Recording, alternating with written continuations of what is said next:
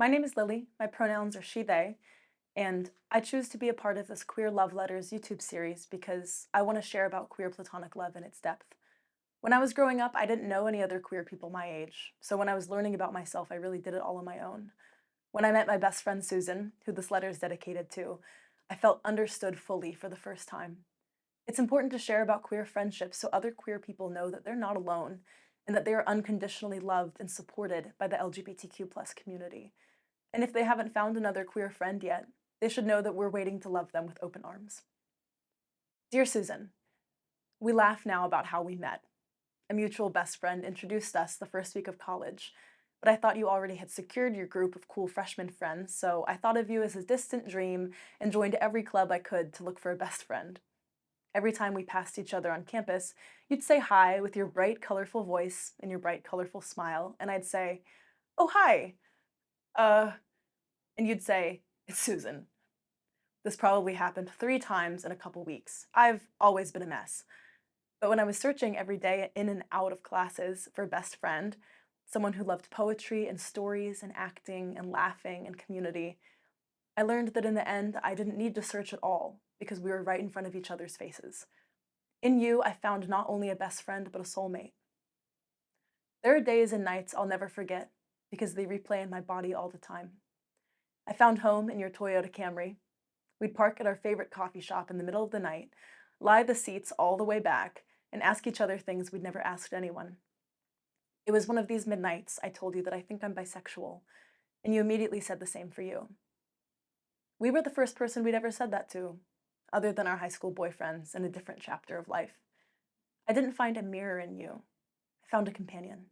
And we have kept each other company in all those years, side by side, eyes to eyes across the room, mouths voicing the same jokes at the same time, my body racked in laughter almost every moment I'm with you, or racked in tears when I read your fiction, which always reads like nonfiction to me. We've walked together with friends who became our community, our families who feel like one, all our different style changes, the button-downs and high-waisted pants of 2017, our respective buzz cuts of 2019 and 2021, my coming out again as genderqueer, and you're already knowing. The terrible men and their terrible best friends we dated. I was pissed because once we became single, I knew you'd kiss a girl before me. As a compromise, you offered to kiss me, so we could always be each other's first. We were actually the first girls each other had ever kissed. That was funny. So, Susan, you have always been my first real friend. We intertwine cosmically, and I'm not just saying that as the astrology queer in our relationship. I believe in the divine and I believe in fate because of what you have given me. You inspire me to be my loudest, most authentic, confident self. You inspire me as I watch you be the kindest, most welcoming, smartest bitch I've ever encountered. Nothing is normalized in this world, at least not for us. I had never fit in or belonged anywhere, but when we finally got to meet, I found home. And now you're sitting on my bed with me while we tap on our phones and wait for our hibachi to get delivered to us. We're 25, and in a couple weeks we'll move out of the house we've lived in together for 2 years. In a different city, my hometown, the one we met in, we lived together for years too. 2 different apartments, and the years we weren't on the same lease, we practically lived together because I slept over every week. We worked together for 6 years in various jobs and collaborations. We've acted together regionally and professionally. We are living the lives we dreamed about as children.